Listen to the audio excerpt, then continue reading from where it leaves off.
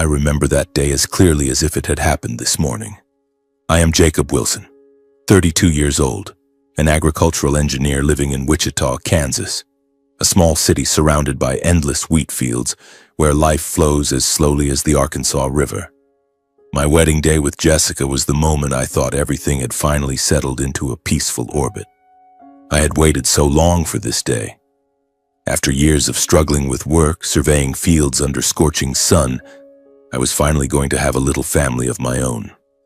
A smile stayed on my face throughout the entire event, not a forced one, but genuine joy from the heart.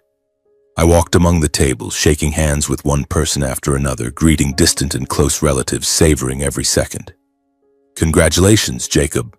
Wishing you both 100 years of happiness."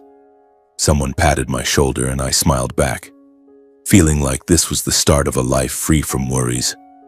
Our wedding was well organized, but not ostentatious. We chose a small hall on the outskirts of Wichita, with rustic wooden tables and simple floral decorations. Mostly wildflowers picked from the countryside because Jessica liked them that way.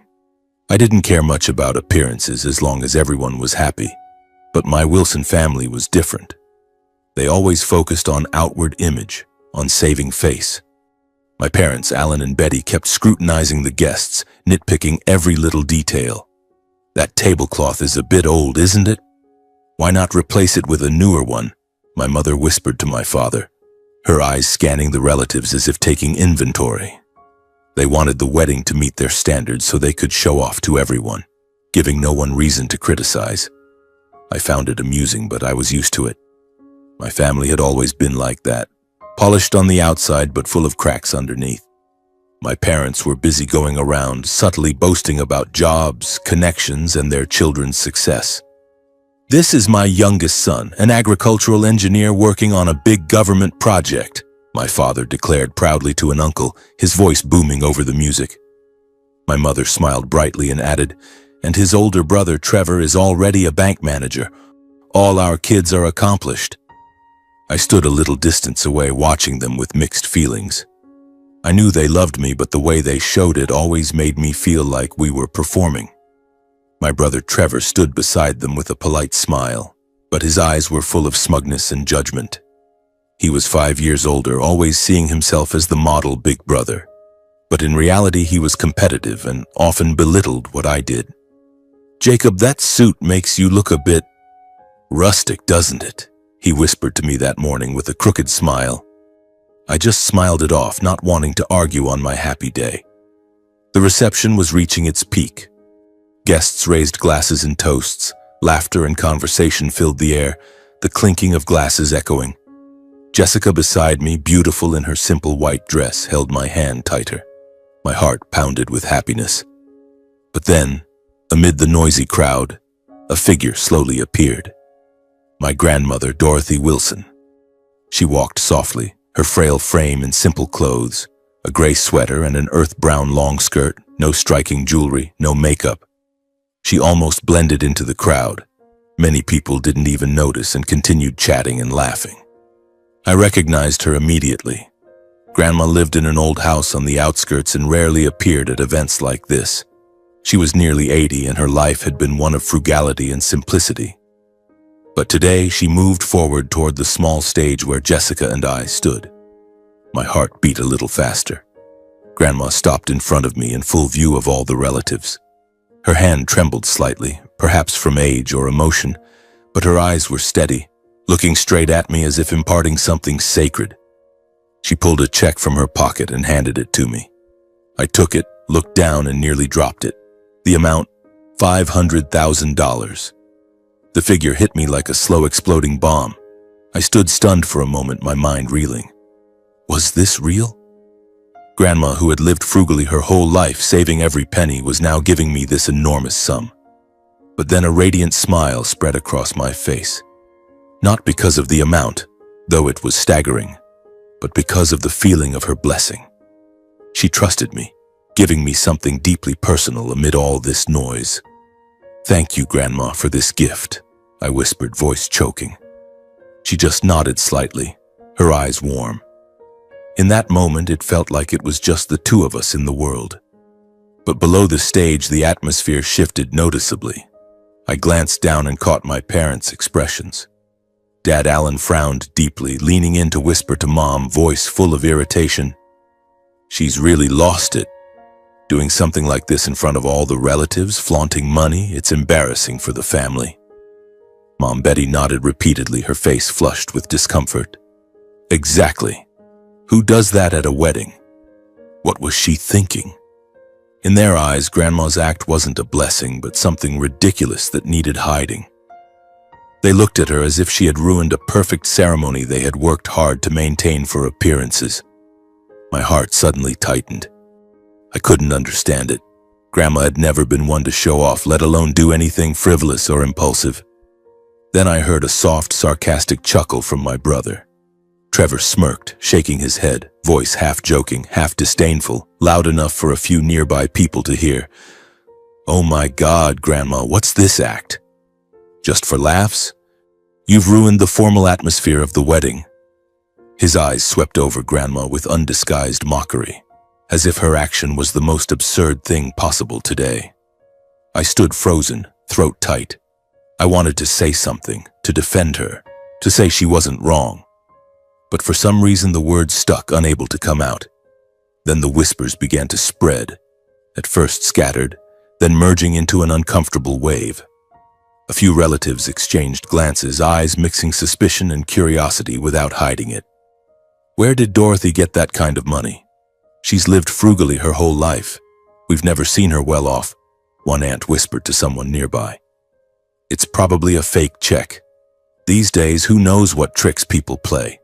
the other replied confidently, as if seeing through it all. Those words quickly found agreement. Most people reassured each other with nods and half smiles, as if it were just a humorous misunderstanding to brush off. "Come on, it's just a joke, Jacob." An uncle stepped forward, patting my shoulder lightly with a loud laugh, as if helping me out of an awkward spot. "Don't take it seriously. Take that check to the bank and you'll be embarrassed." A few chuckles rippled around, sounding light but carrying clear underlying tension. Eyes kept turning toward me, waiting, probing, as if I were in a play and everyone wanted to see whether I would believe Grandma or turn my back on her right then and there. I stood there, confused amid the conflicting chatter, heart pounding, mind in turmoil. The check in my hand burned hot, like a secret waiting to be uncovered.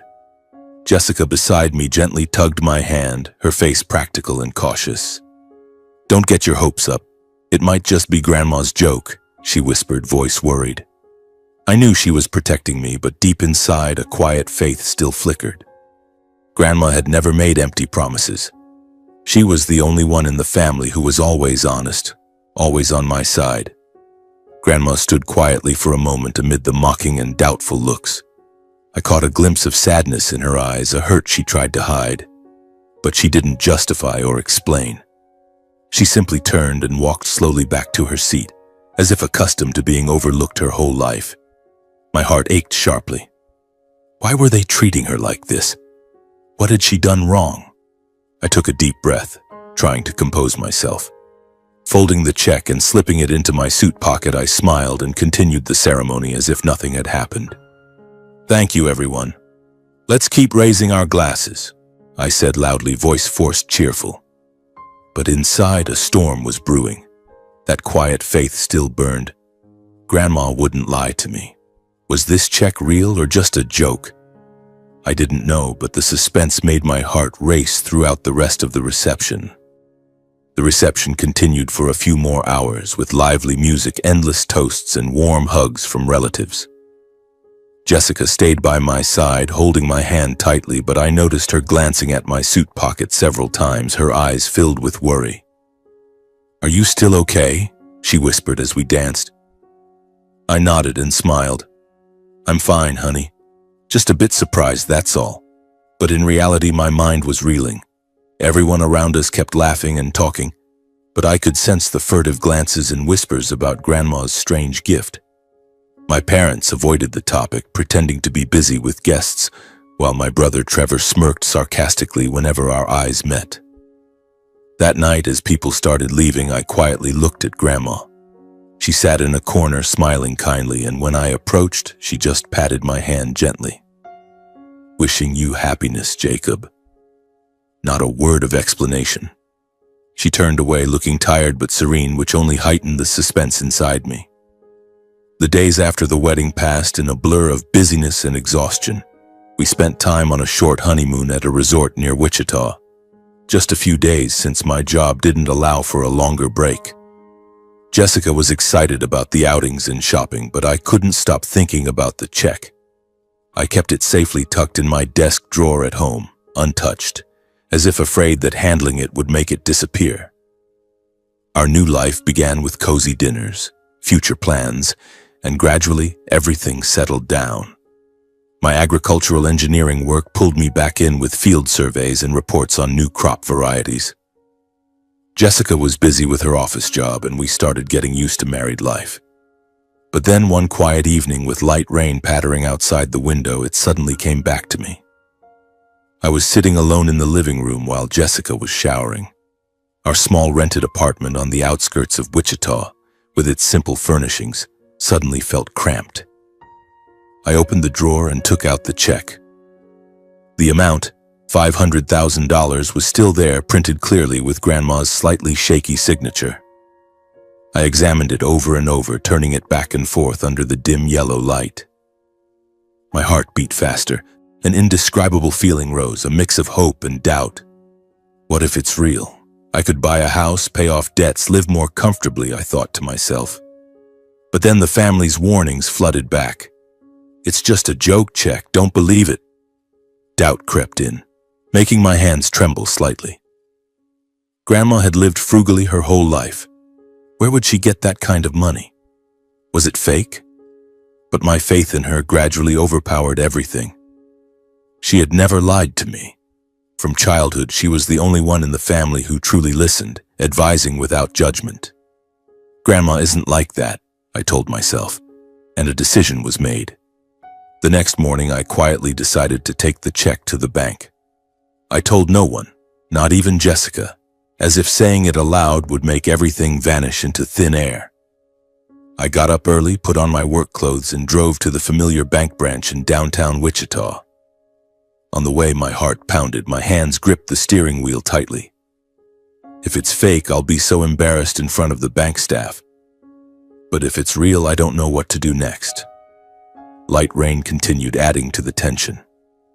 I parked, took a deep breath, and walked into the bank, trying to look as calm as possible. The teller counter was busy, but I chose a young employee, hoping it would be quick. "Hello, I'd like to verify and deposit this check," I said, trying to keep my voice steady as I slid it through the slot. The teller smiled, took it, then her eyes widened at the amount. "Oh, that's a large sum. Let me check it for you." And then time stretched endlessly. She typed on the keyboard, made verification calls, cross-checked Grandma's account details. I couldn't stand still, my foot tapped the floor, heart racing like a drum. Sweat beaded on my forehead despite the cool air conditioning. Why is it taking so long? Is there a problem? I wondered, glancing at the clock. 5 minutes, 10, then 15. People around seemed to stare curiously, or was it my imagination? The suspense made me want to run away, but I stayed, gripping the counter rail. Finally, the teller looked up and smiled. "Sir, the check is completely valid. The funds have been transferred directly to your account. Congratulations." I nearly went numb. My ears rang. My mind spun.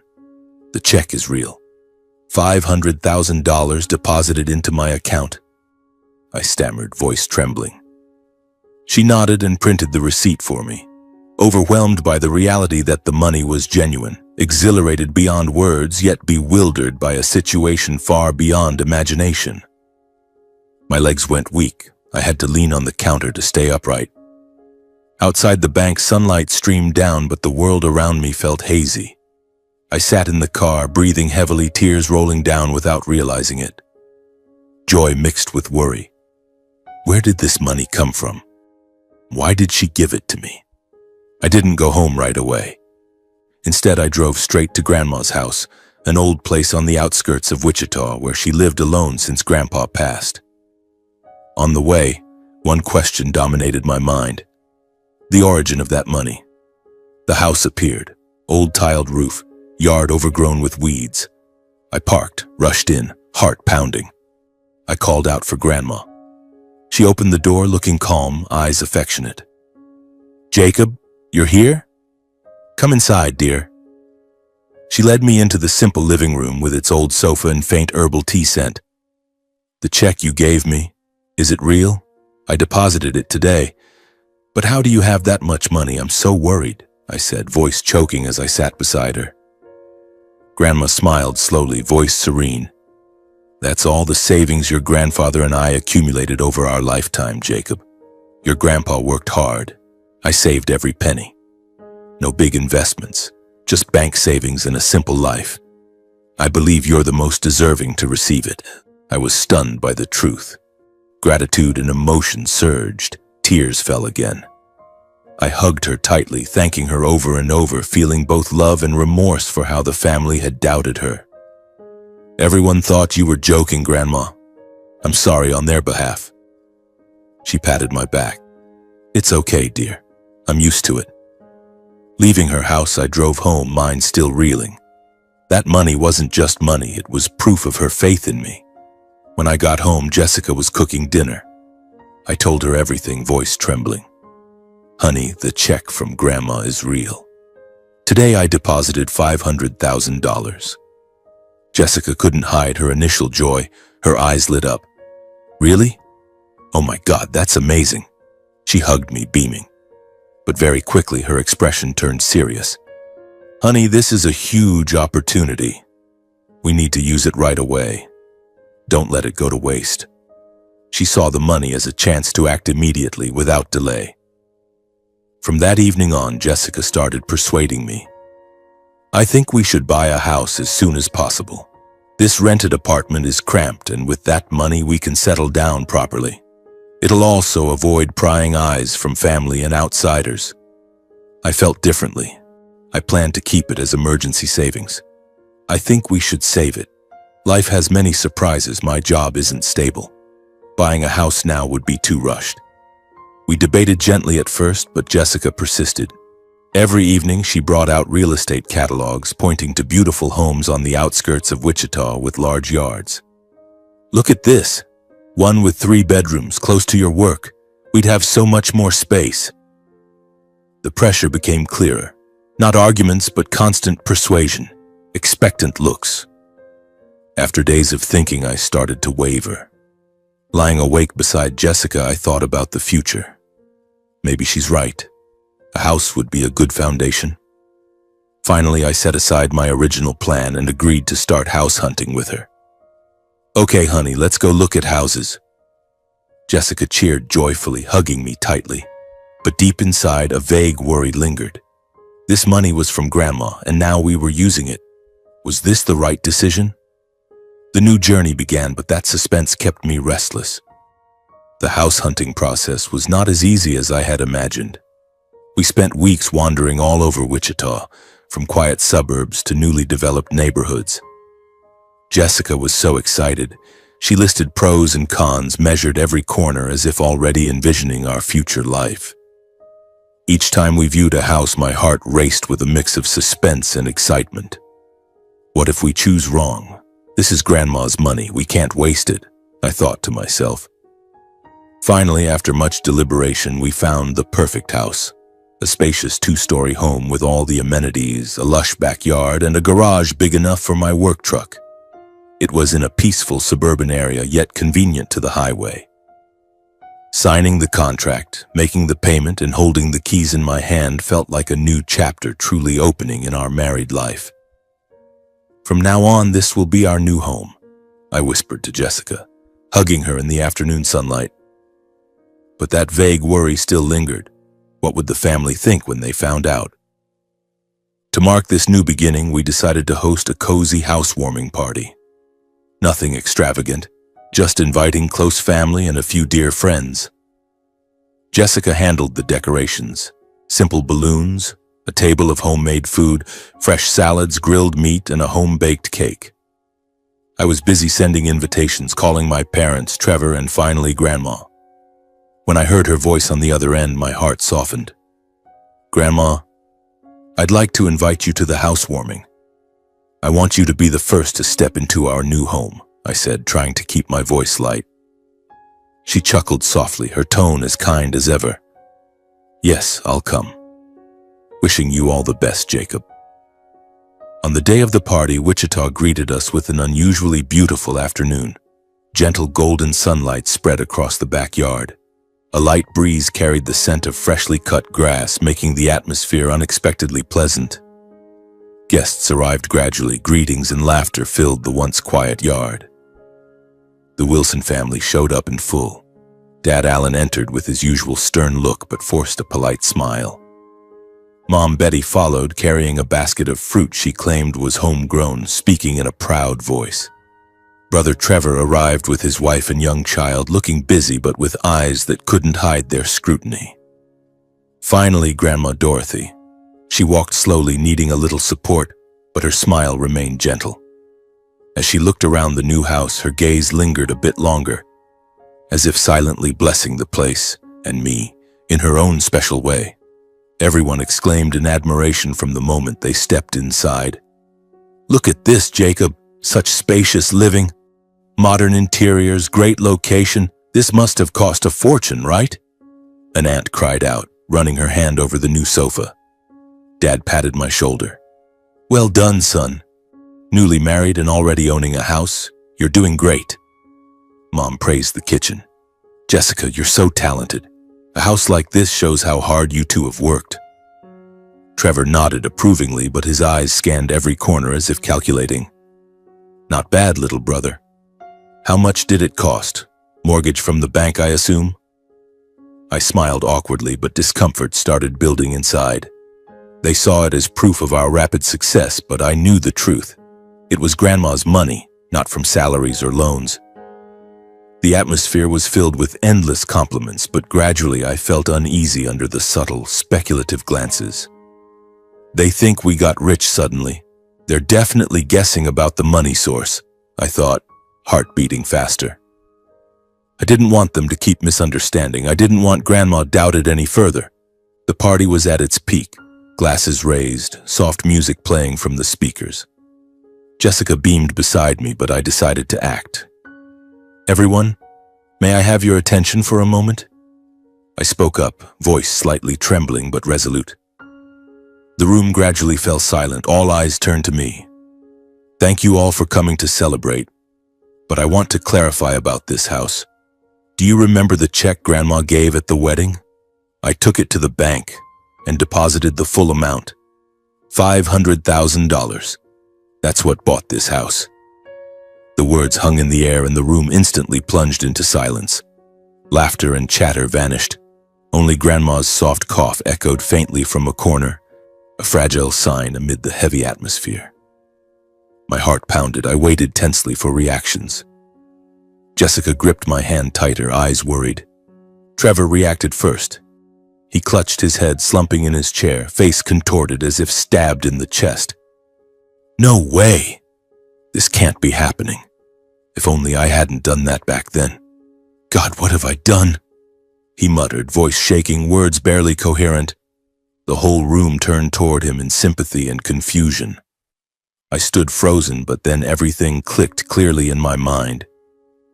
2 years ago at Trevor's wedding, Grandma had given him a similar check. The memory flooded back, painfully vivid. I remembered how Trevor had laughed mockingly, pushed by the surrounding taunts. He doubted it, fearing ridicule, fearing loss of face before the relatives. "What's this, Grandma? A joke? In front of everyone like this? It's embarrassing," he had said loudly, voice full of irritation, then without hesitation tore the check to pieces right in front of everyone, throwing it to the floor like trash. Grandma had just stood there. No explanation, no protest. She swallowed all the hurt, turned away, leaving behind her frail back and lonely figure amid the whispering crowd. And now, with the truth revealed, Trevor sat before me, face pale, hands limp. No more arrogance, no more sarcasm. Just a man facing his own mistake, too late to fix.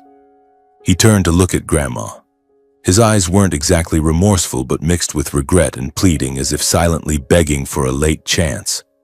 The whole room followed, falling silent. All gazes focused on Grandma, as if her words alone would decide everything. The air grew so tense I could hear my own heartbeat in my chest. Dad Allen broke the silence. He stepped forward, voice low but heavy and doubtful, trying to stay calm but unable to hide the strain. "Mom, explain this clearly. Where did such a large sum come from? How did you save it? Or was someone helping you? Why has the whole family never known anything about it?" The questions came rapid and urgent, sounding like an interrogation.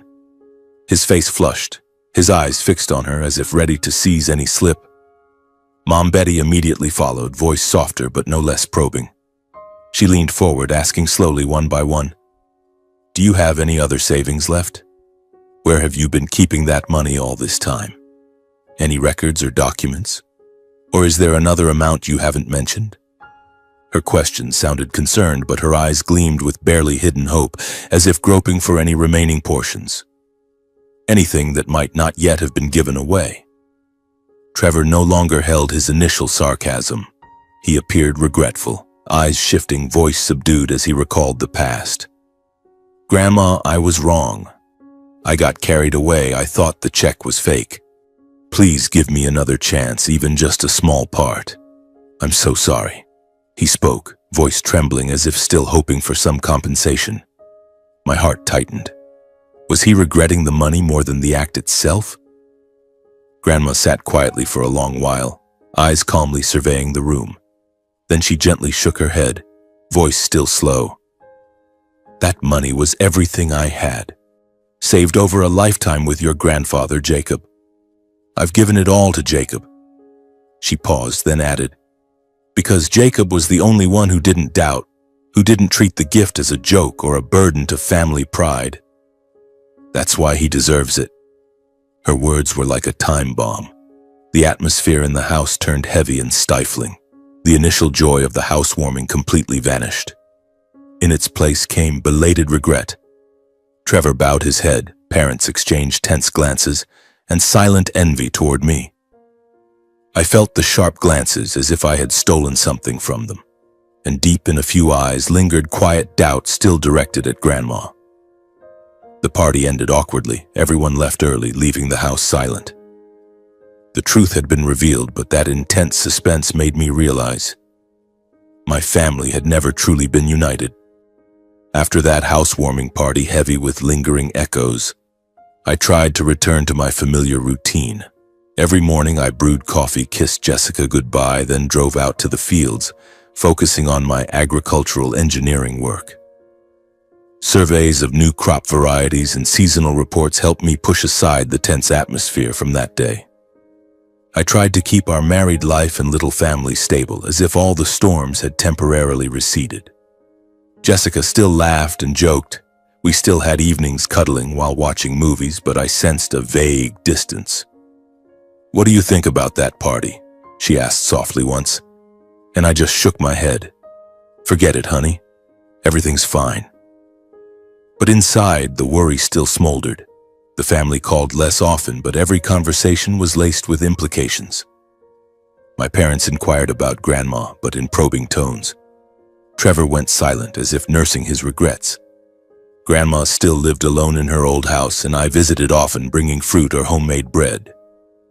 Those moments brought me peace, but also made me wonder. Had everything truly settled? 3 years passed in that fragile calm. We grew accustomed to the new house.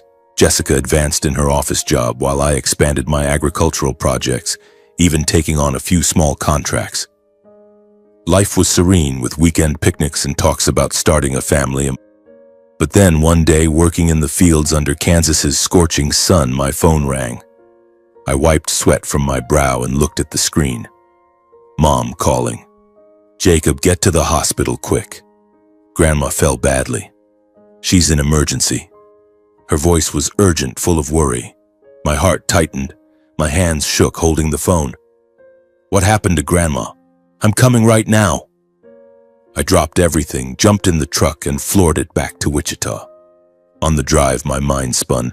Grandma was old, but she'd been healthy, hadn't she? A vague unease rose like an approaching storm. I called Jessica. "Grandma's seriously ill. I'm heading to the hospital. Come when you can." She replied quickly, "Send me the address." "I'll be there." But her voice was unusually calm, as if guarded. We arrived at the hospital at the same time, parking hastily and rushing down the corridors. The strong smell of disinfectant, ambulance sirens echoing. The family had gathered, parents sitting in the waiting area, faces pale. Trevor leaning against the wall, worried but calculating. Grandma was in the ER and the doctor came out to meet us. "Mrs. Dorothy Wilson has advanced Parkinson's disease. Mobility is difficult, falls are common. She can no longer care for herself and needs long-term supervision and daily assistance." The doctor's words hit me like a blow to the chest. Parkinson's. I knew the disease. Tremors, muscle stiffness, gradual loss of independence. The hospital corridor turned heavy. The Wilson family members exchanged silent glances. Everyone understood. From this moment, real responsibility had arrived. No more empty words. It required concrete action. My heart raced. I waited tensely to see who would speak first. Soon after Grandma stabilized, the family decided to hold an urgent meeting at her house. The old place on the outskirts, with its musty wood smell mixed with familiar herbal tea, suddenly reminded me of peaceful childhood afternoons. We sat around the worn-edged dining table, but the atmosphere was entirely different. No one mentioned how weak Grandma was or what care she needed. Mom spoke first, voice tired but resolute. "We're so busy now. I have to watch the grandkids, housework piles up. I can't take care of her." Dad nodded immediately as if prepared. "That's right. My job doesn't allow it either. I have to help at home too." Then he turned to Trevor, tone commanding. "You're the eldest. Arrange to care for Grandma." Trevor frowned, leaning back in his chair, voice irritated. "I'm not free either. My wife works night shifts. The kid's always sick. Why not hire a caregiver? With money around, just pay for it." That suggestion drew nods of agreement. Whispers started. Everyone had their own reasons to dodge. No one looked directly at Grandma sitting quietly in the corner. I sat there, hands clasped, heart pounding. I clearly felt the storm building, and I knew it wouldn't stop at evasive words. Finally, when no one stepped up, the room fell unnaturally silent. Eyes slowly turned toward me one by one, as if reaching a shared conclusion. Dad voiced it, voice cold and emotionless. "Jacob, you received the money from Grandma, so you take care of her. It's only natural." Mom chimed in immediately. "That's right. She gave you so much. Now it's your turn to look after her." Trevor said nothing, just shrugged as if it was settled. Silent nods appeared around the table, making me feel this decision had been discussed beforehand, only waiting for my confirmation. I was stunned. My heart seemed to stop for a beat. In that moment, I understood that in their eyes, the old money mattered more than family ties. I wasn't a grandson. I was a debtor. I took a deep breath, lifted my head, and spoke slowly, each word clear. "All right, I'll take care of her." The room offered no protest. I continued, voice deeper but steady. "I'm doing this not because of the money from before and not because anyone here thinks it's my duty.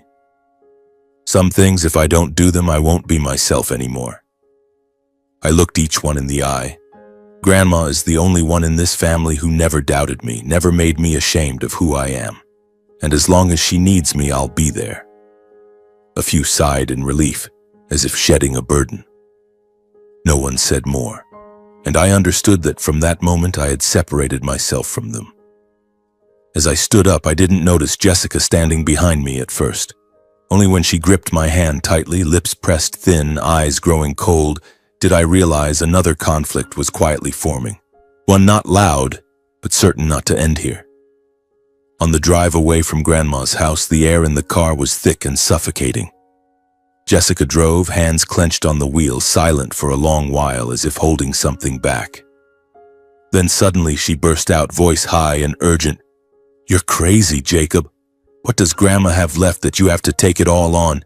Bringing her home will just cost money, time, and effort. She kept going without letting me interrupt. Think about it. Medications, food, constant monitoring. Who'll handle it? I work from morning to night. You have your job. What about our little family? Everything's stable now. Are you going to ruin it yourself? Each word pressed directly on my chest. My heart ached, but I didn't raise my voice or defend myself. I just stared ahead, waiting for her to finish. When Jessica paused for breath, I spoke, voice low and firm. Honey, caring for Grandma is something I have to do. Not because anyone imposed it, but because it's right. I continued more slowly. She gave me so much. Not the money. Faith. She never turned her back on me. Jessica let out a dry laugh, shaking her head repeatedly, tears welling up unnoticed. And what about me? You're choosing her over me, aren't you? That question hung in the confined space of the car. I didn't answer immediately. Not because I didn't know the answer, but because I realized I couldn't lie. The tension was so thick I could hear both our ragged breaths, mixed with the steady engine hum pushing forward as if life was quietly veering in a different direction. Despite Jessica's clear opposition, I made the final decision: to bring Grandma home to live with us. I didn't do it impulsively nor out of debt or pressure from anyone. I did it because I knew clearly that if I turned away now, I could never look at myself again. It wasn't just a grandson's duty. It was the final boundary of my character. Grandma had lived her whole life quietly, never demanding or complaining, and in moments when I was doubted or belittled, she was the only one who placed unconditional faith in me. I knew this choice would cost a lot: peace, ease, perhaps even the marriage I had. But if keeping those meant trading my inner peace, the price wasn't worth it. I accepted walking the harder path as long as each morning I woke up able to live without shame toward myself. The day Dorothy was discharged, the Wichita sky was overcast, with light drizzle falling as if foretelling a long winter. I drove to the hospital alone, my heart pounding with vague anxiety. The doctor had given detailed instructions. She needed close monitoring, medication on time, and fall prevention. But as I walked down the corridor, only my footsteps echoed. No one else from the family came to pick her up. My parents cited being busy. Trevor had gone silent since the meeting, and even Jessica, she said, "I have an important meeting, you handle it yourself." That made me fall silent, a sharp pain piercing my chest. How could they abandon her like this? But in front of Grandma, I tried to stay composed, smiling brightly as I wheeled her out the door. "Grandma, today I'm taking you home with me. It'll be great." She looked at me, eyes clouded by illness but still warm. "Thank you, Jacob. I don't want to be a burden." I shook my head, swallowing hard. "It's no burden, Grandma. I'm happy to." I carefully helped her into the car, fastening the seatbelt gently. Her trembling hand touched mine. The whole drive home, I initiated conversation to dispel the heavy atmosphere. "Do you remember, Grandma, when I was little I'd hide at your house to avoid Dad scolding me for being naughty? You even made apple pie for me." She chuckled softly, voice weak. "Of course I remember. You were always the sweetest one." I talked about work, about the thriving wheat fields, reassuring her that everything would be fine. But inside, I told myself, from now on, I'd be the one caring for her devotedly, no matter the challenges ahead. Parkinson's was no joke. She'd need help with every meal, every step. I was ready, but that suspense made my hands grip the steering wheel tightly. Would I be strong enough? Would Jessica accept it? When Dorothy entered the house, the atmosphere immediately turned awkward. Jessica was in the kitchen, but she only greeted casually, voice indifferent, barely hiding her reluctance. Grandma nodded, trying to smile, but I saw a flicker of sadness. Jessica turned away, continuing to wash dishes as if Grandma's presence was an uninvited burden. I helped Grandma into the room I had prepared, a low bed, handrails, warm nightlight, and helped her settle to rest. "If you're tired, sleep, okay? Call me if you need anything." She held my hand. "You're too good, my grandson. No one else in the family has a heart as kind as yours." But when I returned to the kitchen, Jessica looked at me coldly. "Are you sure? Having her here and will change everything?" I nodded. "I'm sure of my decision."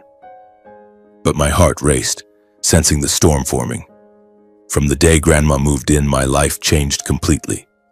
I reorganized my work, cutting hours from 8 to 6, shifting to more remote work to stay home and monitor her. Mornings I woke early to cook chicken mushroom soup by hand, help her take medication, then dove into the computer for agricultural reports. Afternoons I supported her, walking around the yard, watching every trembling movement. Evenings I cooked, did laundry, balancing care for her with maintaining family income. Engineering work wasn't always flexible. Missed field surveys made my boss frown. "Jacob, you need to focus more." I nodded apologies, but my heart felt heavy. Each day passed like a race, my heart racing with worry about her falling, about bills piling up. Jessica initially helped with necessities like changing bed sheets or buying medicine, but always with clear discomfort. "You know I'm busy. This is really inconvenient," she said irritably, as if doing something unwillingly. I thanked her, but saw her eyes full of resentment. Just 2 weeks in, she gradually withdrew, citing a busy new project. "I have to work overtime more." Jessica often left early and returned late, shifting nearly all Dorothy's care onto me. I handled everything alone from breakfast to bedtime, while Jessica came home just for dinner, then disappeared into her room with her laptop. "I'm exhausted. You handle it," she said, voice tired but reproachful. My heart hurt, but I didn't argue, just silently continued. What started as gentle discussions gradually turned into recurring small arguments, growing heavier. Jessica initiated, voice weary and tense. "I think we should hire a caregiver. I really can't take it anymore." I looked at her, trying to stay calm. "I'll try to manage better. Grandma doesn't just need care, she needs to feel like family, not a burden." Jessica shook her head, sighing. "But I don't have the strength. I work all day, coming home adds more stress. I feel like I'm burning out." I was silent a moment, then replied slowly but firmly. "I understand, but if even we push her to a stranger, I don't know what I'm holding on to anymore." From those seemingly small words, the distance between us grew, not loudly, but enough for both to feel a crack quietly forming. But those conversations repeated, circling responsibility, sacrifice, and each person's limits, until no one truly listened anymore. One night, after Grandma slipped and nearly fell in the bathroom, Jessica completely exploded. She stood in the room, voice high from long-suppressed tension. "See? I told you. She's a burden. I've sacrificed enough, Jacob. My career is advancing. My future is right ahead. Now I have to deal with this too." I stood silent a few seconds, trying not to tremble. She's family too. I can't abandon her. I can't pretend it doesn't concern me. Jessica shook her head, giving a bitter laugh as if hearing it too often. "And what about me? Have you ever thought about me?" I couldn't answer right away. The argument ended in silence. No slammed doors, no harsh words, but that silence was more frightening than anything. That night, the house felt unusually stifling. I lay awake long, staring at the dark ceiling, hearing steady breathing beside me, yet feeling the distance between us had never been greater. The suspense built gradually, not because I didn't know what I'd chosen, but because I started wondering if this marriage could endure that choice. Financial pressure began weighing heavily. Parkinson's costs, levodopa, physical therapy mounted, plus daily aids like lift chairs, grab bars, and unexpected emergencies. I constantly calculated expenses, cutting dining out, delaying purchases. Savings from the old check dwindled, making me anxious. Each monthly bill made my heart race, mind spinning with numbers. Jessica complained, "Our money is draining away because of her. You know that, right?" I stayed silent, but unease filled me. Dorothy gradually sensed the burden her presence brought to my family. She spoke less, often quietly watching me return home, visibly tired. Sometimes I caught her gaze lingering on me, sad and guilty, as if blaming herself for dragging me into an inescapable cycle. A few times, when alone together, she softly suggested returning home. "Maybe take me back to the old house," she said slowly, avoiding my eyes. "I'm used to it there. You'd have less trouble. I can manage alone." Hearing that, my heart tightened. I shook my head firmly. "No way, Grandma. I won't accept leaving you alone. You're staying here with me." Dorothy said no more. She just nodded faintly, lips forming a very slight smile. But from then on, I saw her withdraw more, careful in every movement, speaking less, asking less, as if trying to become as small as possible, not to disrupt my already cramped life. Jessica's attitude grew openly irritable.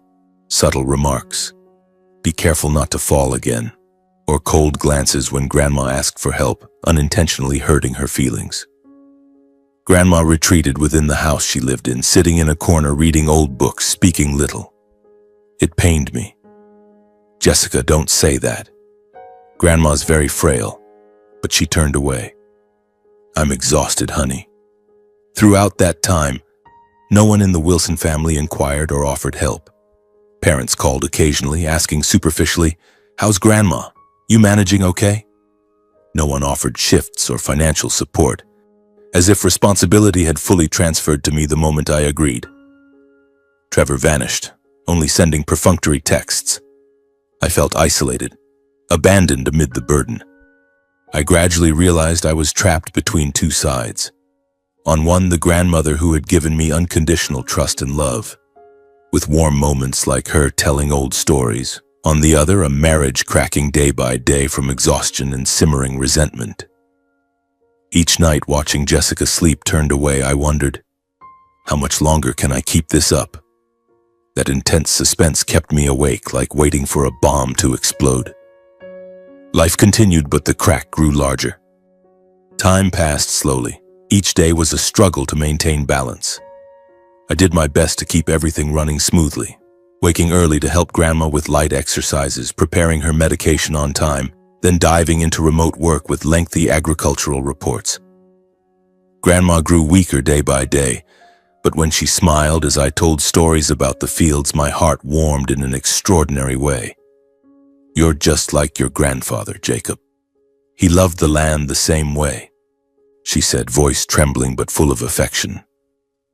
Those moments made me forget the exhaustion, forget Jessica's cold glances whenever she came home late. She still worked hard, but the distance between us widened. We talked less, touched less, and every dinner unfolded in heavy silence. I knew she was enduring it, but so was I.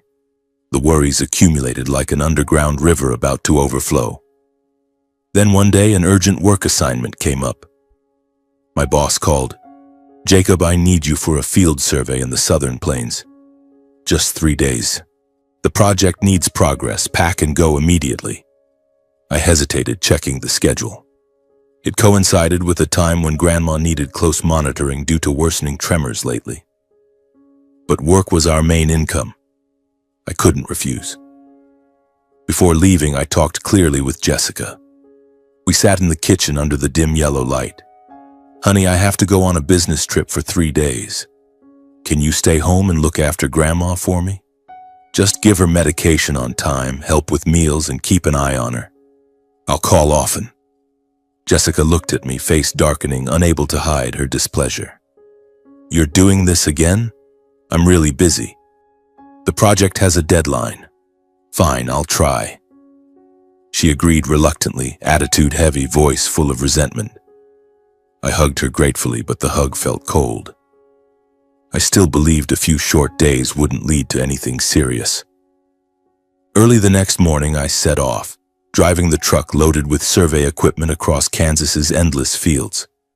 The open space, fertile land, and favorable weather made the work progress faster than expected. Measurements completed smoothly, data collected neatly, no significant issues. Just 2 days in, I finished the entire workload instead of the planned 3. The thought of returning home early filled me with quiet joy. I didn't tell Jessica, I wanted it to be a small surprise, a rare moment of relief amid the tense days. Driving back the over 4-hour journey, I constantly thought about Grandma. How has she been eating? Any more falls? Did Jessica remember her medication? The questions swirled in my head, making my heart beat faster. Images of Grandma's trembling hands holding a spoon or Jessica tired after work kept appearing. That suspense made my hands grip the wheel tighter. I pressed the accelerator harder. I just hope everything's okay, I told myself, but a bad premonition flickered. When I got home, dusk was falling. The kitchen light was still on, casting a warm yellow glow into the yard. I parked, walked into the yard with a ready smile, eager to see Dorothy safe in our familiar home. But right then a crash rang out, the sound of a plate shattering on the floor. My heart jolted. Immediately after came Jessica's harsh shouting from the dining room. "What are you doing? Why are you so clumsy? I told you not to touch anything." Her voice was high-pitched, full of anger, freezing my blood. I froze, then rushed to the kitchen window to look in. The scene pierced my heart like salt in a wound. Dorothy wearing an apron, hands trembling as she bent to pick up the broken plate, looking flustered and frightened on her aged face. My grandmother, the strong woman her whole life, now appeared small and frail, eyes red-rimmed, lips pressed tight to hold back tears. Jessica approached from behind aggressively, face flushed, continuing to berate loudly. "You're always like this, breaking everything. I'm exhausted, you know that? Why can't you just sit still?" Then suddenly she pushed Dorothy aside, not hard, but enough to unbalance her on legs weakened by Parkinson's. Grandma fell to the floor with a soft cry of pain. That moment stunned me briefly. The world blurred, only Grandma on the floor clutching her knee remained clear. Then anger and panic erupted like fire. I burst through the back door, startling both. The door slammed. I rushed to Grandma. "Grandma! Are you hurt?" Jessica stood frozen, face paling, briefly panicked at my unexpected appearance. "Why are you back early? You said 3 days." She stammered, but quickly her attitude turned cold and defiant. She crossed her arms, eyes flashing. "You saw it. This is what I have to deal with when you're away." I rushed over, hurriedly helping Grandma up, heart pounding suffocatingly. I knelt beside her, carefully checking every part in panic. Thankfully, only minor scrapes on her elbow, nothing more serious. She gripped my hand tightly, her thin hand trembling in mine, voice breaking from fear and guilt. "I'm sorry, Jacob. I was careless. I just wanted to help Jessica a little. Who knew I'd drop the plate?" Hearing that, my heart clenched.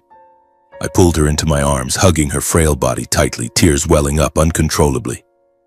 "It's okay, Grandma. Really okay. I'm home now. I'm here. You did nothing wrong." I helped her sit in a chair, pulling her cardigan around her, then stood up. Turning to Jessica, all the emotions I had suppressed over time suddenly burst, impossible to hold back. "What did you do, Jessica?" I said loudly, voice shaking with anger and pain. "Do you know how weak she is? You pushed her like that. If she fell harder, what would happen? You promised me you'd care for her while I was away. You said you could handle it." My hands clenched until white-knuckled. Helplessness made my whole body tremble. Jessica looked at me, eyes red, no longer avoiding or pretending. She retorted sharply, words pouring out as if releasing long-pent frustration. "You're asking what I did? She only brings trouble to this house. She ruins everything. I have to watch her constantly, always fearing something will happen." She cried as she spoke, but each word carried undisguised resentment. "I've endured enough, Jacob, truly enough. Living like this feels like being trapped in a cage. Medications, cleaning, watching every step. I'm no longer myself. I'm not a maid or a nurse." I stood frozen, looking at the woman before me, feeling like a complete stranger. "Do you really see Grandma as a burden?" I asked, voice dropping, pain numbing me nearly. "She's family. The one who gave birth to Dad. The one who trusted me when no one else did. You agreed. You said you'd try." Jessica shook her head forcefully. voice breaking from exhaustion and despair. I agreed because you forced me into that situation. I agreed thinking I could handle it. But I can't anymore. I don't want to live like this one more day. She looked straight at me, voice turning frighteningly cold. But you know I have to work. I can't stay home all the time. I have a new project, a big chance for promotion. Yet you want me to quit, stay home, watching her. Jessica gave a slight, bitter laugh. Do you know what that means for me? It means putting my job, my future aside to revolve around medications, meals, and guarding her every step. Tears streamed down her face, but her voice hardened. I've tried, Jacob. I really have. But I can't take it anymore. I don't want to live in a house always tense, always fearing something will happen. I don't want one more day like this. The kitchen space grew so heavy I could hear my own heartbeat. And then, in that tense moment, Jessica looked straight at me, voice chillingly cold. Let's end it, Jacob. I no longer want to play the role of wife in this house. Let's divorce. Those words struck me like a punch to the chest. I stood still, saying nothing, not pleading, just feeling something inside collapse completely, quietly, decisively, with no way back. I froze before that declaration, standing in the dining room with Grandma still trembling beside me. My heart raced chaotically, my mind spun, but I didn't plead or object. Because looking back at what had just happened, the sight of Grandma falling, Jessica's cold actions over time, the subtle remarks, the nights turned away, I realized she had never truly accepted Grandma, nor shared the values of life and responsibility I considered non-negotiable. Are you sure about this decision? I asked softly, voice choking. She nodded. I'm sure. I'll move out tomorrow morning. That night stretched endlessly. Jessica packed her things in the bedroom. The sound of suitcase wheels and items clinking echoed throughout the house. I sat with Grandma in the living room, gently cleaning the scrape on her elbow with antiseptic, my hands trembling slightly from the lingering anger. Grandma held my hand tightly, her clouded eyes full of worry. Don't divorce because of me, Jacob. I'm a burden. I know it. Be patient. Keep Jessica. Family is the most important thing. She spoke slowly, voice quivering from illness, trying to take the blame as if everything were her fault. My heart ached sharply. How could she think that? She had never been a burden. She was my source of strength. But despite Dorothy's repeated pleas that night and in the days that followed, urging me to endure and preserve the family and marriage, I remained resolute in choosing divorce. Grandma, it's not because of you. It's because I can't live with someone who doesn't share my values. I'll accept any loss as long as I don't turn my back on you. The words came out, but my heart felt heavy. That suspense, about a future alone with Grandma, about the lonely nights ahead, kept me awake, lying restless, listening to rain against the window. The next morning, Jessica left without looking back. She pulled her suitcase to the door, saying only, I'll contact you through a lawyer. I stood on the porch, watching her car disappear down the suburban Wichita street, feeling as if a part of my life had just shattered. Grandma stood beside me, patting my back gently. You'll be okay, Jacob. But I knew a new journey was beginning, full of uncertainty. The divorce proceedings started quickly. We each met with separate lawyers, and the court hearing took place just weeks later. Cold, brief, like a business meeting. Jessica demanded an even split of the house and all joint assets, furniture, savings accounts, even wedding gifts we had bought together. I sat in the defendant's seat, listening to the lawyer read the terms, heart pounding with tension. Do you agree to the even division? My lawyer asked. I nodded, accepting everything without hesitation.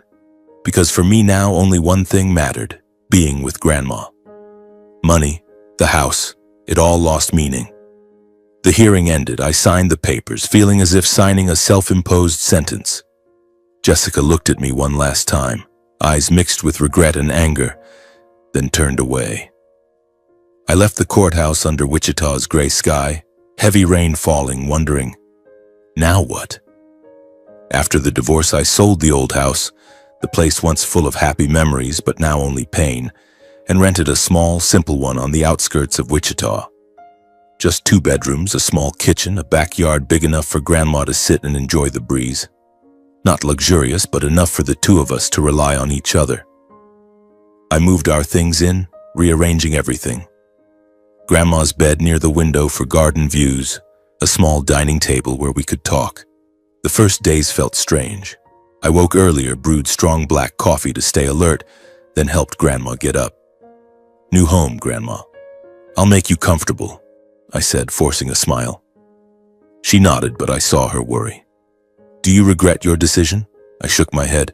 "I've decided and I won't regret it." The new life began, free from arguments, free from overlapping work pressures.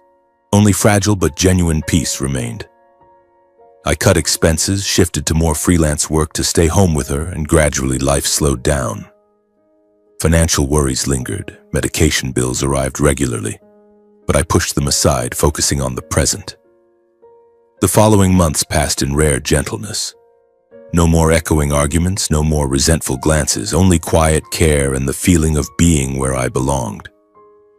Each morning I helped Grandma into the yard, sitting in mild sunlight, telling her about work. Yesterday I surveyed a new field. The wheat was so green, Grandma. She smiled, voice faint. "When your grandfather was alive, he told me stories like that too."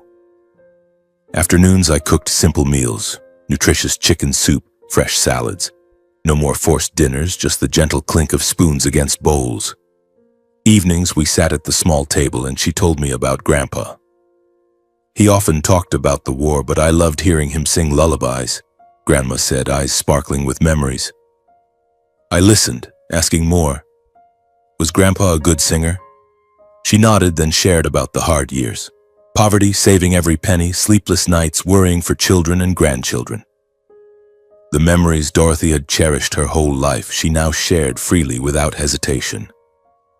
I realized she smiled more, talked more, as if finally living in a space free from judgmental eyes or hurtful words. "Living with you makes me so happy, Jacob," she said once, holding my hand tightly. My heart warmed, but suspense crept in. Her health was visibly declining. Still, Dorothy's health weakened day by day. More tremors, less appetite, joint pain from Parkinson's tormenting her at night. She tried to hide the fatigue, not wanting to worry me more. "I'm fine, don't worry," she said whenever I asked. But I knew. Nights she stayed awake, soft groans from her room. I took extended leave from work, devoting all my time to her care. From meals, pureeing soft food, spoon-feeding, to sleep, changing diapers, washing her. When she grew too weak to walk, I wheeled her around the house, telling cheerful stories to distract from pain.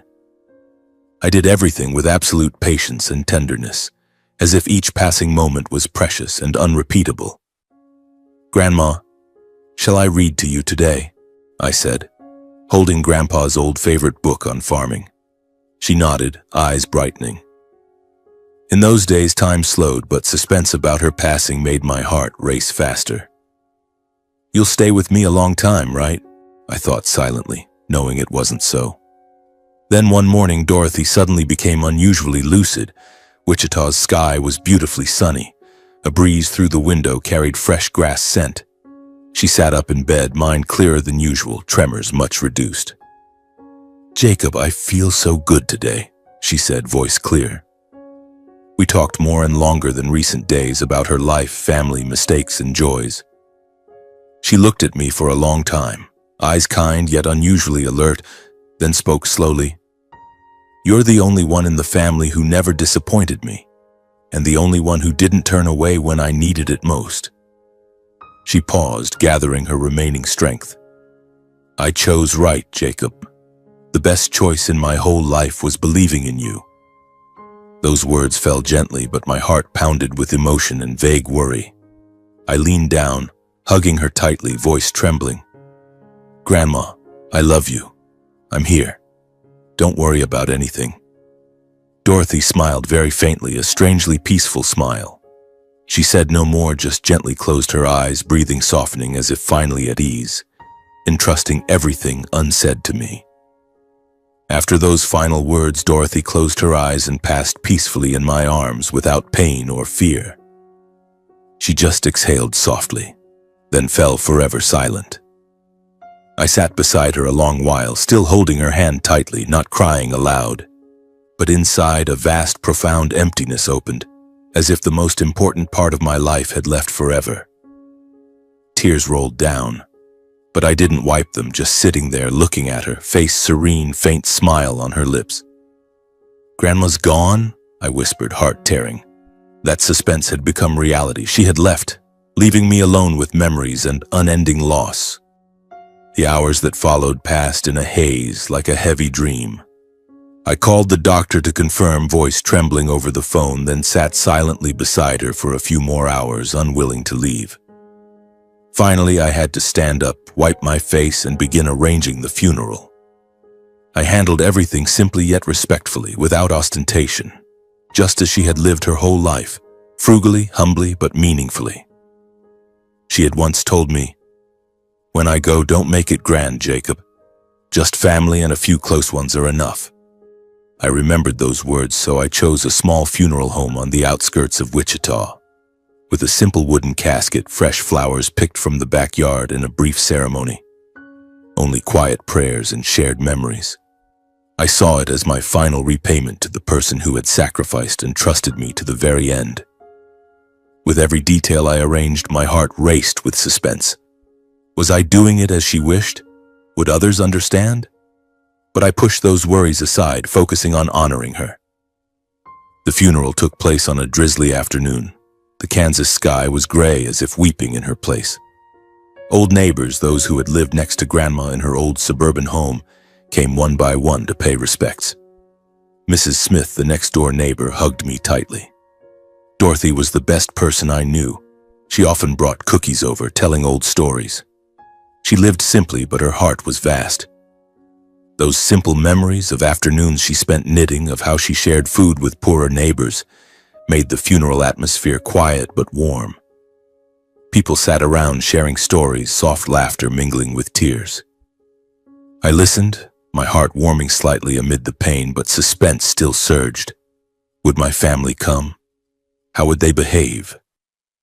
The Wilson family arrived in full, but a bit late.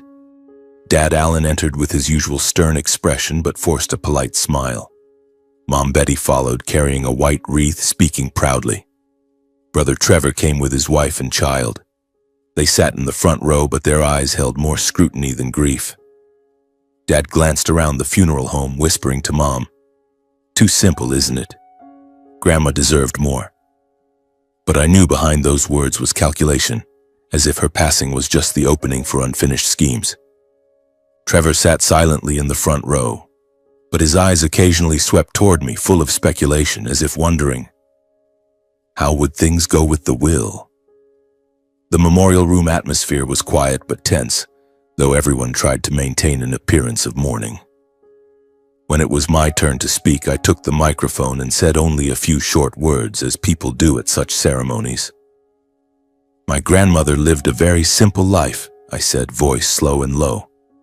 "She didn't talk much, didn't show off, but she always knew whom to trust and for what. She taught me that responsibility isn't something to boast about, it's something you uphold when no one is watching." I paused, then added, "She left me, and all of us, a clear example of how to live. I'll always carry that with me." A few people nodded quietly. Some wiped tears silently. But my family remained silent. Subtle exchanged glances, meaningful looks made my hands tremble slightly on the microphone. Not from the pain of losing her, but because I knew they were waiting for something else. And this silence was probably only temporary. I completed the funeral in silence, without resentment or expectation of thanks. I saw it as the final duty of a grandson who had been given her complete trust. As people left, I stood alone by her grave, wind blowing through the cemetery, carrying the scent of damp earth. "Grandma, from now on I'll live well," I whispered, tears falling again. The days after the funeral felt empty. I returned to work, but everything seemed faded. The small house now held only me. Footsteps echoed. I cleaned Grandma's things, old books, the sweater she knitted, and each item stirred memories, making my heart race with pain. A week later, as I sat in the kitchen brewing coffee, the phone rang. Unknown number, but the voice familiar. "Hello, Jacob. This is Attorney Harris representing Dorothy Wilson. There's a will reading this afternoon. You need to be there on time." My heart tightened. A will? Grandma had never mentioned it. I agreed, but suspense surged. What did she leave? How would the family react? I drove to the lawyer's office in downtown Wichita, hands gripping the wheel tightly, mind swirling with guesses. When I arrived, Alan, Betty, and Trevor were already seated in the small conference room, attitudes indifferent. Dad shrugged. "Grandma only had the old house in the country. What's there to divide?" Mom nodded, hinting, "Probably split evenly, right?" Trevor smirked. "I hope so." The air was tense. Their eyes probed me as if I knew something. But the atmosphere changed completely when the lawyer began reading the will. He sat straight, voice clear. The will was drafted 2 years ago when Mrs. Dorothy was fully competent. Each detail was stated decisively, like hammer blows into the silence.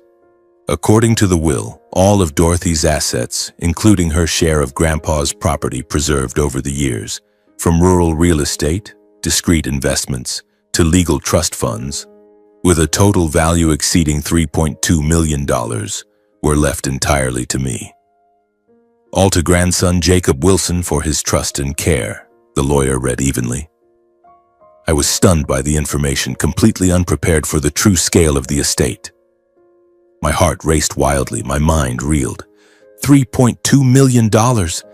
How did she keep it so hidden? I sat frozen, hands clutching the chair, unable to believe my ears. Meanwhile, my parents and Trevor froze, then quickly turned furious. Dad Alan slammed the table. "What's going on? This is outrageous favoritism." What was wrong with Grandma? Mom Betty cried. "How could she do this? We're her own children." Trevor seethed, face flushed, implying about me. "Jacob must have influenced or manipulated her in her final years? How else?" The lawyer calmly confirmed, "All documents are legal. The will was made competently with witnesses and uncontestable." He presented the papers, explaining each item: stocks from Grandpa's investments, secret savings funds, higher valued properties than imagined. Protests gradually became meaningless. Shouts faded to helpless whispers. The Wilson family left in anger and helplessness, unable to hide their embarrassment. Dad glared at me. "Satisfied now?" Mom sobbed. "Grandma was biased, not even a penny for her own children." Trevor shook his head. "This is unfair." They realized they had only seen the surface, Grandma's simple life, while the true value Dorothy had kept hidden until the end. I left the lawyer's office afterward, feeling no joy or relief. Only emptiness and heaviness, because that large sum was no longer a gift, but the final proof of the absolute faith Grandma had placed in me. On the drive home, heavy rain fell. I drove slowly, tears rolling again. "Grandma, I'm not worthy of this money," I whispered. That suspense had become a burden. What would the money bring? How would the family react further? I returned home, sat alone looking at the will in my hand, heart racing with unease. My life had changed, but the loss remained greater than anything. The days after the funeral carried the pain of losing Grandma intact, like an unhealed wound. I woke each morning in the small house, looking around the empty living room where she used to sit telling old stories, and loneliness crashed over me like waves. My agricultural engineering work became my only anchor, trips to the fields, land measurements, reports helping me forget somewhat. But before I could even begin to heal, new worries flooded in relentlessly. The story of the inheritance began spreading, casting a shadow over my already fragile life. I hadn't told anyone, but rumors spread quickly among relatives, perhaps from the lawyer or my parents' whispers. The phone rang constantly. Messages poured in, and I knew the storm was coming. My heart raced every time the screen lit up. suspense building as I waited to see who would visit first. My parents were the first to appear. Just days after the will reading, they knocked on my door one windy, rainy evening. I opened it to see Dad Alan standing there with belated remorse on his face. Mom Betty beside him holding her familiar basket of homegrown fruit, like a talisman for awkward visits. "How have you been, son?" Dad spoke first, voice softer than his usual sternness. "We've been so worried. We came to check on you." Mom chimed in immediately, setting the basket on the table, eyes glistening as if about to cry. "Your grandma left so suddenly. We're heartbroken. It hurts so much to think about." They sat on the sofa asking scattered questions, but I clearly sensed the impatience behind every glance. And as I expected, Mom spoke first, voice slowing, more careful. "Son, that much money Grandma left, it must be a lot of pressure managing it alone. We have life experience, money management experience. Why not let us handle part of it to ease your burden?" Dad nodded in agreement, leaning toward me. "Your mom's right. We'd manage it as a family. Besides, you should think about supporting your parents. It's a son's natural duty, especially now that you're able." My heart tightened. Not one question about how I was coping, whether I was overcoming the grief of losing her. Just calculations disguised as concern. I kept my voice calm. "Mom, Dad, I understand. But I need time to think." They exchanged glances, disappointment flashing briefly, then smiled again. "Take your time. We're not in a rush. Tell us when you're ready." The door closed behind them, leaving me alone in the quiet house, heart racing with the feeling of being surrounded. I tried to avoid it, turning off my phone ringer for hours each day just to breathe, but the worry clung. Every night I lay awake thinking about the $3.2 million, assets Grandma had kept hidden her whole life. "You did it so I could have a better life," I whispered to the empty room. "But I'm scared, Grandma. Scared of my own blood relatives." Not long after, Trevor showed up. He knocked one afternoon, holding a thick folder, familiar polite smile on his face. "Little brother, I came to visit. You look different these days." We sat in the kitchen. Trevor didn't beat around the bush, spreading the papers on the table. Charts, numbers, carefully painted prospects. "Take a look at this," he said excitedly. "It's a real estate project on the Wichita outskirts. At least 20% return yearly. We brothers invest together like old times. You have the money, I have banking experience. Isn't this a fat opportunity?" He talked nonstop, painting high-rises, steady cash flow, bright future, as if the cracks between us had never existed. But I saw the holes clearly, vague figures, no real surveys, risks too high to control. I pushed the folder back. "Trevor, I need to consider very carefully. This isn't small." He smirked, voice half joking, half pressuring. "Opportunities don't wait, Jacob. Decide quick or you'll regret it." He left, leaving the folder on the table. I stared at it a moment, then threw it straight in the trash, heart still racing from the mounting pressure. But what shocked me most was Jessica's appearance. Days after Trevor, she called, voice unusually sweet. "Jacob, I want to meet. It's important." We met at a cafe near home. Jessica arrived early, carefully made up, sitting across from me with brazen confidence. "I heard about the will," she said directly. "That much money. I think I deserve a share." I stared, unable to believe my ears. "I did care for her while she lived with us," she continued casually. "Not much, but it was effort. Give me a little, as compensation." Blood rushed hot through me. "Jessica, you called her a burden. You pushed her down. How can you say this now?" She immediately shifted blame. "You forced me into that life. Marriage pressure, my sacrifices. Do you know what I endured?" Her voice choked. Tears fell on the table. "Just a small part, Jacob. I'm struggling. You can't be that heartless." I stood up, voice cold. "I won't give you anything. You have no right. And don't contact me again." Jessica glared, then stood abruptly and left. I sat alone, heart pounding, realizing I wasn't just holding assets, I was defending Grandma's final choice against everyone who had turned their backs on her. In the days that followed, I had almost no truly peaceful moments. My phone never stopped ringing.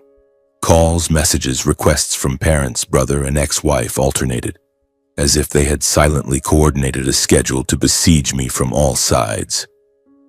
Dad often called early, voice low but urgent. "Jacob, what do you think about what we discussed? Don't keep us waiting too long, it's not good." Before I could exhale, Mom's message appeared. "Son, I haven't been well lately. Doctor says more monitoring needed. Medicine costs a lot. Help your mom out. I only have you to rely on." Trevor didn't call. He sent emails, long, polished with attached plans. "Review this project for me. I've revised it. Much safer than before. Brothers investing together can't lose. Put in capital. Don't miss out." Then Jessica, calling at night, voice choked.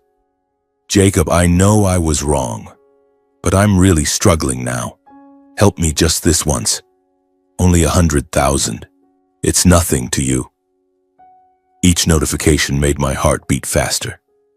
Not because I wavered, but because I wondered what tactic they'd use next. Flattery, blame, or pity. I started turning off the phone for hours just to breathe, but they didn't give up. Even my parents visited again, bringing gifts, fruit baskets, and familiar affectionate smiles. Dad patted my shoulder, voice full of feeling. "We're family. We share, help each other." Those words made my mind spin, feeling cornered from every side, no space to retreat. Faced with that wave of harassment, I grew quieter and more resolute. I didn't argue, didn't explain at length, didn't let them draw me into negotiations. To my parents over the phone, I said firmly, "I've thought it through. I don't agree. And please, let's not discuss this further." To Trevor briefly, "I won't invest in any of your projects. Don't send more plans." To Jessica, one sentence, "We're done. Don't call me again." Each time I said those words, my heart still pounded, still faintly worried about their next reaction. But I didn't back down. I knew clearly that yielding once would collapse everything I was holding. Grandma chose me because I didn't doubt, didn't calculate. If I shared, if I compromised, I'd become exactly the kind of person she had avoided her whole life. Every night I opened the drawer, looked at the silent will inside, and whispered to the dark room, "Grandma, I'll keep it. I'll keep it just as you trusted me to." Through each encounter and request, I realized a cold truth. They weren't sorry for treating Dorothy badly. They only regretted missing the chance to stand by her when things could have changed.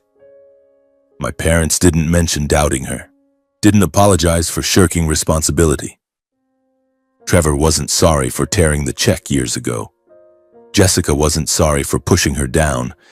They only regretted the money, the $3.2 million, and tried to extract it from me. That realization made my heart ache, suspense from loneliness. Is my family really just this? I locked the door, turned off the phone, sat alone in the dark, tears falling. Life continued, but the burden grew heavier. I knew they wouldn't stop easily.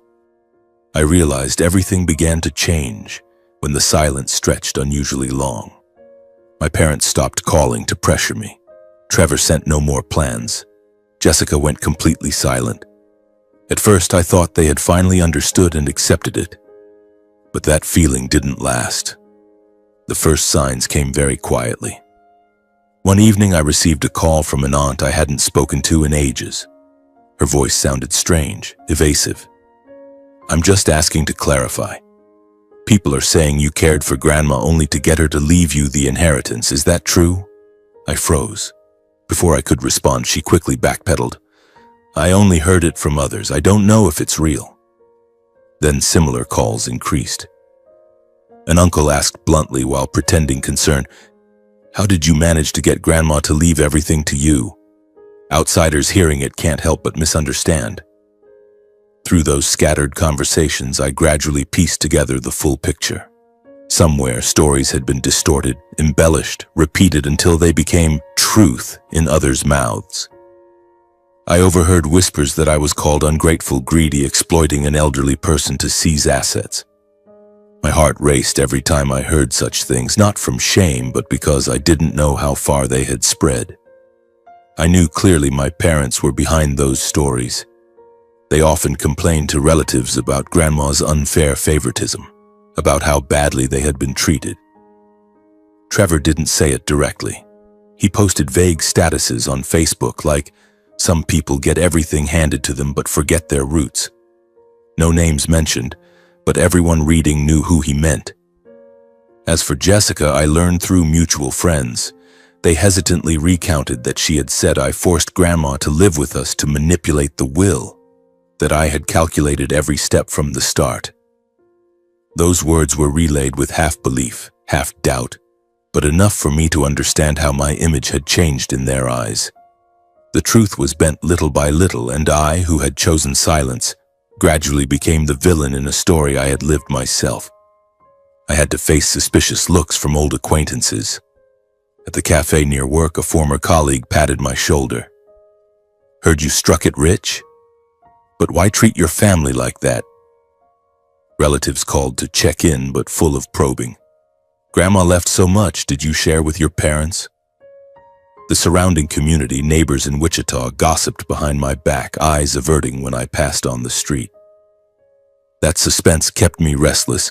My heart raced every time I left the house, wondering what new rumor I'd hear today. But I didn't justify, didn't refute, didn't try to clear my name. Let them think what they want, I told myself, locking the door tighter, avoiding encounters. Explaining would only worsen it. They had chosen rumors over truth. That loneliness surged, but I stayed silent, as Grandma had done her whole life. After all the noise and hurt, I decided to withdraw completely from the whirlwind of gossip. Unable to live forever under that pressure, I chose silence and departure as a decisive end to a contradictory past. I sold most assets tied to old memories, the small house in Wichita, even some items Grandma left that I didn't want to keep for fear of reminders. The sales went quickly, but each signing made my heart race with suspense. Am I leaving everything behind? The proceeds added to the inheritance, but I didn't care. I moved to a remote coastal town in Oregon, Cannon Beach, where waves crash softly and salty wind clears all worries. Completely cut off from what I once called family. No one knew I came from Wichita, asked about my past. I drove 2 days straight along endless highways, stopping only at rest areas and gas stations, heart pounding with suspense about the new life. Am I doing the right thing? I wondered, but deep down I knew it was my escape. There I bought a small house overlooking the ocean, simple and private. One story, wooden porch facing the sea, small kitchen, modest bedroom. No one knew where I was from, what I had experienced, or the size of my assets. The first mornings I stood on the porch listening to waves, wind through my hair, peace creeping in. But suspense lingered. Would they find me?